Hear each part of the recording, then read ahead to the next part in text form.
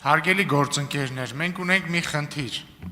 մենք ըստ երևույթին միայն երկրորդ հանձնաժողովի նախագահի թեկնածությունն ենք հիմա քննարկում,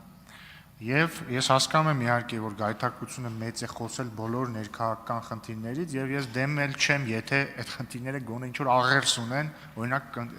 տվյալ դեպքում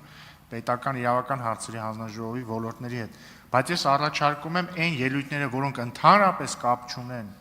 տվյալ դեպքում պետական իրավական հարցերի հանձնաժողովի նախագահի թեկնածության հետ եւ հետագայում մյուս հանձնաժողովների հետ չունենալ այդ ելույթները, պահել հետագայում, երբ որ հայտարարությունների ժամ կլինի ունենալ։ Հակառակ դեպքում մենք կարող է 2031 թվականին նոր ավարտենք այս հանձնաժողովների ձևավորումը, միանգամից գնանք նոր ընտրությունների։ Եթե դեմ չեք, եթե խմբակցությունների ղեկավարներն էլ դեմ չեն, երբ որ պատգամավորները գան եւ ես գան, որ օրակարգից դուրս են, միջամտեմ, դեմ չեք, պարոն Կարապետյան։ Միացրեք պարոն Կարապետյանի խոսափողը։ Խոսքի մեջ իհարկե պետք է նշվի այն հարցը։ Չեմ ասում միայն դրա մասին, բայց ունենան նաև ազատություն այդ պահին կամ արտահայտության, բայց ընդհանուր մտահոգությունը կիսում ենք մենք էլ։ Տիկին Գրիգորյան, միացրեք Տիկին Գրիգորյանի խոսափողը։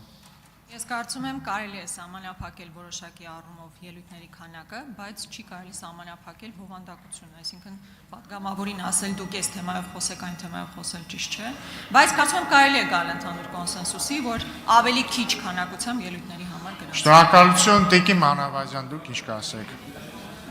Ես կիսում եմ մտահոգությունը եւ եւս առաջարկում եմ հնարավորինս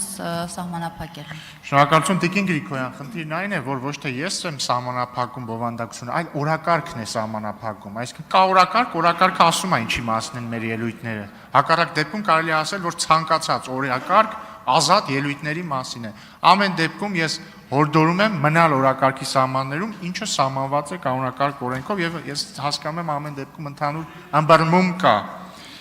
Սոնա Ղազարյան, համեցեք։